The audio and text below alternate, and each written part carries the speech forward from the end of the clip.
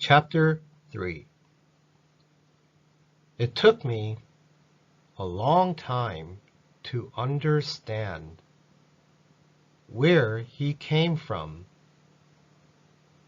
The little prince who asked me so many questions never seemed to hear the ones I asked him. It was things he said quite at random that, bit by bit, explained everything. For instance, when he first caught sight of my airplane, I won't draw my airplane. That would be much too complicated for me. He asked, "What's that thing over there?" It's not a thing. It flies. It's an airplane. My airplane. And I was proud to tell him I could fly. Then he exclaimed, "What? You fell out of the sky?" "Yes," I said modestly. "Oh, that's funny." And the little prince broke into a lovely peal of laughter, which annoyed me a good deal. I like my misfortunes to be taken seriously. Then he added, "So you fell out of the sky too. What planet are you from?"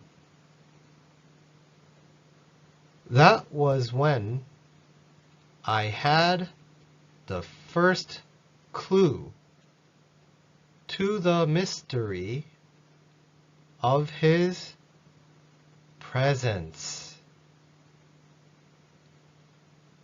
And I questioned him sharply.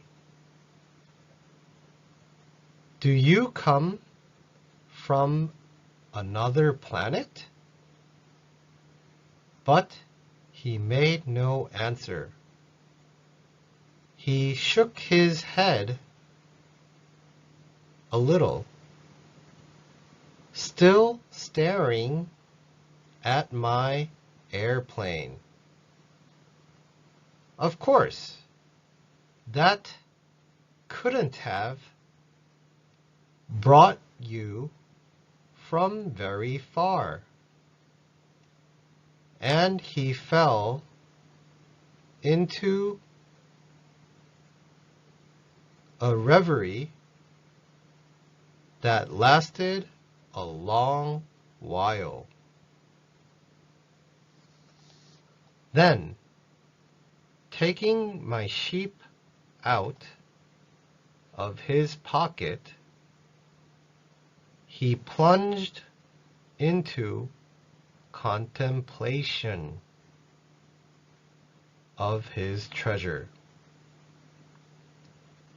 You can imagine how intrigued I was by this hint about other planets. I tried to learn more. Where do you come from, little fellow? Where is this, where I live, of yours? Where will you be taking my sheep? After a thoughtful silence, he answered, "The good thing about the crate you've given me is that he can use it for a house after dark." Of course. And if you're good, I'll give you a rope to tie him up during the day, and a stake to tie him to. This proposition seemed to shock the little prince. Tie him up? What a funny idea! But if you don't tie him up, he'll wander off somewhere and get lost. My friend burst out, laughing again. Where could he go?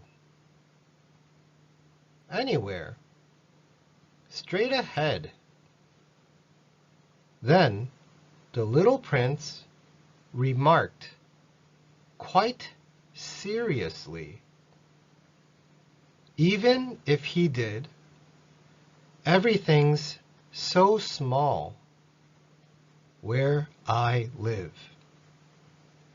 And he added, perhaps a little sadly, straight ahead, you can't go very far.